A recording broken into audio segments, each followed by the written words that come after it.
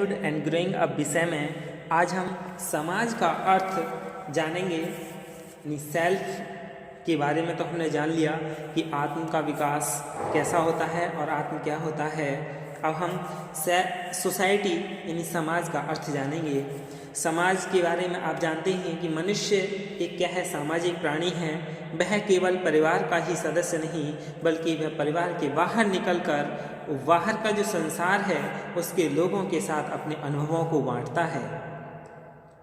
प्रत्येक समाज के अपने लक्ष्य और परंपराएं होती हैं। उस समाज में रहने वाले सभी सदस्यों को उन परंपराओं का पालन करना होता है। सभी समाजों की अपनी सांस्कृतिक विरासत होती है। यह एक पीढ़ी की ओर संप्रेषित होती रहती है। इस विरासत के संप्रेषण के लिए समाज के सदस्यों का शिक्षित होना आवश्यक है। स्कूल और घर इस सांस्कृतिक विरासत के क्या हैं, अभिकरण हैं। समाज का स्थायी स्वरूप नहीं है, यह गतिशील है और निरंतर चलता रहता है। यानी समाज क्या है, एक कंटिन्यू चलता रहता है। समाज की परिभाषा मैकाइवर और पेज ने दी है। समाज मानव व्यवहार के नियंत्रण और स्वतंत्रता के बहुत से समूहों, उपखंडों की परंपराओं और प्राधिकार तथा पारस्परिक सहयोग की भावना की एक व्यवस्था है। इस सतत परिवर्तनशील सम्मिश्रण को हम समाज कहते हैं। परिभाषा से ही समझ में आ रहा है। यानी समाज क्या है, मानव व्यवहार के नियंत्रण और स्वतंत्रता के एक बहुत से क्या है, समूह में बटा हुआ है, उपखंडों में बटा हुआ है और परंपरा और उसमें क्या है, प्राधिकार और पारस्परिक सहयोग की भावना होती है। इस सब की क्या है, एक व्यवस्था है। Society is a system of usages and procedures of authority and mutual aid of many groups and subdivision of control of human behaviors and liabilities. This ever-changing complex system and we call society. Bharatiya Samaj की प्रकृति कैसी है ये जान लें। यानी nature of Indian society. Bharatiya Samaj की जो प्रकृति है उसकी विशेषताएं जैसे आत्मनिर्भर समाज यानी इंटरडिपेंडेंसी इन सोसाइटी। जो भारतीय समाज है उसमें व्यक्तियों के बीच आत्मनिर्भरता रहती है। समाज का प्रत्येक सदस्य अन्य सदस्यों पर निर्भर रहता है। एक दूसरे पर निर्भर रहने के कारण वे एक दूसरे की आवश्यकता पड़ने पर हर संभव मदद को भी तैयार रहते हैं। दूसरा यानी सहयोग और संघर्ष दोनों को सम्मिलित करने वाला समाज। यानी जो हमारा भारतीय समाज है वो कैसा है, सहयोग और संघर्ष दोनों को ही सम्मिलित करता है। Society involves both cooperation and conflict. सामाजिक जीवन की सर्वाधिक बुनियादी प्रक्रिया क्या है, सहयोग है। इसके बिना समाज का अस्तित्व संभव नहीं है। संघर्ष सहयोग के विपरीत है। हितों के अनन्य और बेमेल होने की दशा में संघर्ष होता है। यानी जब बेमेल होने लगता है किसी के हित की कोई बात तो क्या है, वहाँ पर संघर्ष होने लगता है। भारतीय समाज में और क्या विशेषताएं हैं, यानी समरूपता और भिन्नता वाला समाज। Society involves likeness and differences. समाज के सभी सदस्य एक जैसे नहीं होते, वे बहुत से आधारों पर भिन्न होते हैं। एक ही समझ दूसरे के साथ संबंध पर निर्भर करती है। यही कारण है कि समाज के सदस्यों में सहमति या भिन्नता और समरूपता दोनों रहती है। क्योंकि हर चीज़ के क्या है अलग अलग आधार होते हैं, तो सभी लोगों की समरूपता और भिन्नता क्या है अलग अलग होती हैं। तो दोनों ही चीज़ समाहित रहती हैं, समरूपता, सहमति और भिन्नता। फिर है सापेक्ष आर्थिक आत्मनिर्भरता। उससे पहले एक सामान्य सामाजिक विरासत है, यानी कॉमन सोशल हेरिटेज। प्रत्येक समाज की अपनी सामान्य सामाजिक और सांस्कृतिक विरासत होती है। प्रत्येक समाज की अलग अलग होती है। यह समाज का संचित अनुभव है जो परंपराओं और मूल्यों के स्वरूप में एक पीढ़ी से दूसरी पीढ़ी को संप्रेषित होता है। लेकिन फिर भी प्रत्येक व्यक्ति सामान्य सामाजिक विरासत में अपनी पूर्ण निष्ठा रखता है। सापेक्ष आर्थिक आत्मनिर्भरता यानी रिलेटिव इकोनॉमिक सेल्फ सफिशिएंसी। एक समाज का प्रत्येक समूह पर निर्भर रहता है, लेकिन यह निर्भरता केवल कुछ अवस्थाओं तक रहती है। इस प्रकार की निर्भरता आर्थिक क्षेत्र में देखने को मिलती है, क्योंकि यह संभव नहीं होता कि प्रत्येक समूह की आर्थिक स्थिति एक समान हो। इसीलिए क्या है, एक दूसरे पर आर्थिक रूप से आत्मनिर्भर रहते हैं। फिर है लोकतांत्रिक समाज यानी डेमोक्रेटिक सोसाइटी। प्रत्येक समाज यानी भारत का जो समाज है वो लोकतांत्रिक है। देश की स्वतंत्रता के पश्चात भारतीय समाज लोकतांत्रिक समाज व्यवस्था पर आधारित होने की दिशा में उन्मुख है। सभी आधुनिक समाजों में यह व्यवस्था है। शैक्षिक अवसरों की समानता इसी विशेषता के कारण वांछनीय है। भारत का लोकतंत्र स्वयं में भी अनूठा है, जो अनेक विशेषताओं से भरा है। फिर है व्यक्तियों की समानता यानी इक्वलिटी। भारतीय समाज में जाति, धर्म, वंश, लिंग, क्षेत्र आदि पर आधारित भेदभाव को मिटाकर व्यक्तियों की समानता यह आधुनिक समाज की विशेषता है।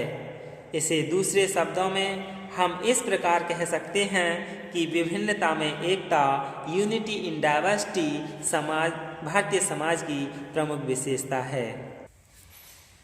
व्यक्ति स्वातंत्र्य यानी फ्रीडम। व्यक्ति के विकास हेतु व्यक्ति स्वतंत्र आधुनिक मूल्य माना जाता है। इसी कॉन्सेप्ट को ध्यान में रखे हुए भारतीय समाज में व्यक्ति की स्वतंत्रता को प्रमुख माना गया है। उसे मुक्त परिवेश में आगे बढ़ने के अवसर आसानी से उपलब्ध हो जाते हैं। फिर है समाजवादी समाज व्यवस्था यानी सोशियलिटिक पैटर्न। भारतीय संविधान में समाजवादी समाज व्यवस्था को भी आधुनिक समाज की विशेषता के रूप में एक आदर्श माना गया है। धनी व निर्धन का भेदभाव मिटाकर सर्वोदयी समाज की स्थापना ही आधुनिक समाज की एक विशेषता है। फिर है सामाजिक न्याय यानी सोशल जस्टिस। आधुनिक समाज में पिछड़े एवं दलित वर्ग को अन्य वर्गों के समकक्ष लाने के लिए सामाजिक न्याय की दृष्टि से ध्यान में रखा जाता है। भारतीय संविधान में इसका प्रावधान किया गया है। सामाजिक न्याय की दृष्टि से ही इन पिछड़े वर्गों के लिए आरक्षण की व्यवस्था की गई है, ताकि वे प्रगति के पथ पर अग्रसर हो सकें। फिर है धर्मनिरपेक्षता यानी सोशलिज्म। आधुनिक समाज में धार्मिक सहिष्णुता व धर्मनिरपेक्षता की नीति अपनाई जाती है। भारतीय संविधान में धर्मनिरपेक्षता को प्रमुख माना गया है, जिसके अंतर्गत कोई व्यक्ति छोटा बड़ा, ऊंच नीच, अमीर गरीब आदि की सीमाओं से परे आपस में मिलजुल कर सौहार्दपूर्ण वातावरण में अपना जीवन व्यतीत करते हैं। सामाजिक व्यवस्था के तहत व्यक्ति का मुख्य कार्य लक्ष्य संप्राप्ति से जुड़ा हुआ है। इसमें व्यक्ति सामाजिक दृष्टि से महत्वपूर्ण कार्य संपादित करते हैं, किंतु वे यह कार्य समूह के सदस्य की हैसियत से ही करते हैं। ये तो क्या थी भारतीय समाज की प्रकृति थी। अब हम व्यक्ति और समाज में संबंध के बारे में जान लें कि व्यक्ति और समाज में आपस में क्या संबंध है। Relationship between self and society.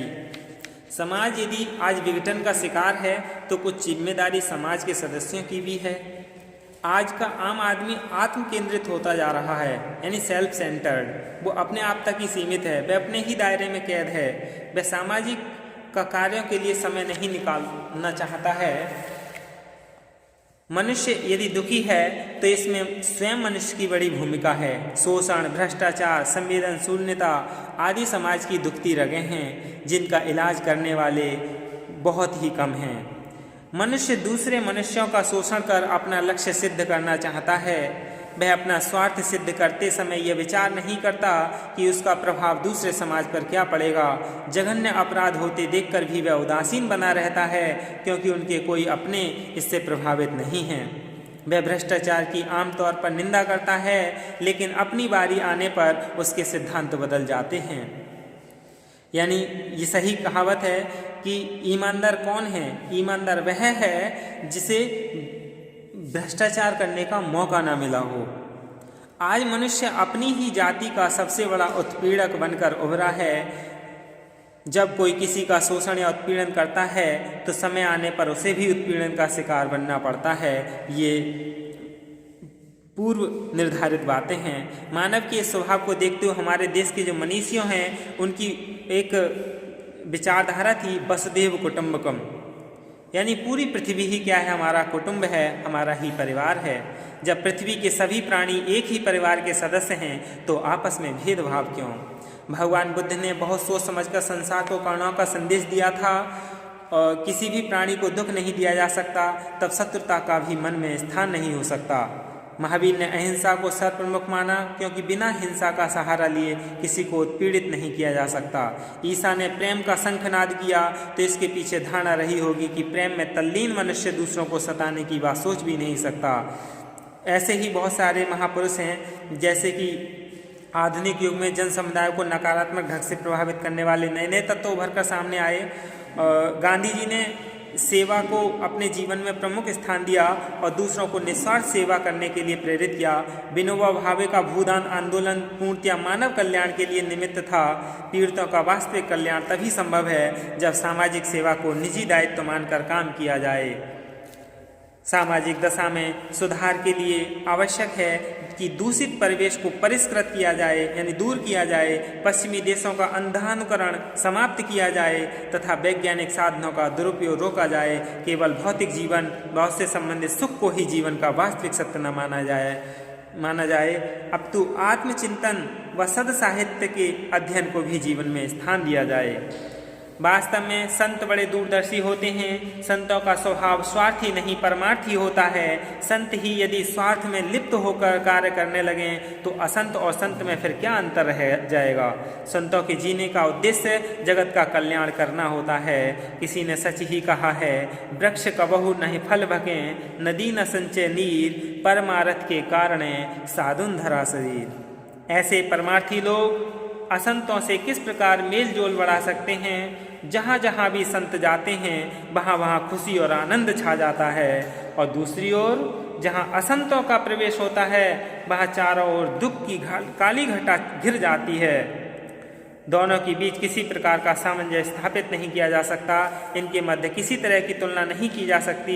इसीलिए संत सदैव असंतों से दूर रहना चाहते हैं, इन्हें नमस्कार कर इनसे पीछा छुड़ाना चाहते हैं। इसीलिए संत अपना एकांत जीवन व्यतीत करना चाहते हैं और अच्छे मार्ग पर समाज को लाना चाहते हैं, और असंत लोग इस भौतिक जीवन में सुख को ही अपना जीवन मान लेते हैं।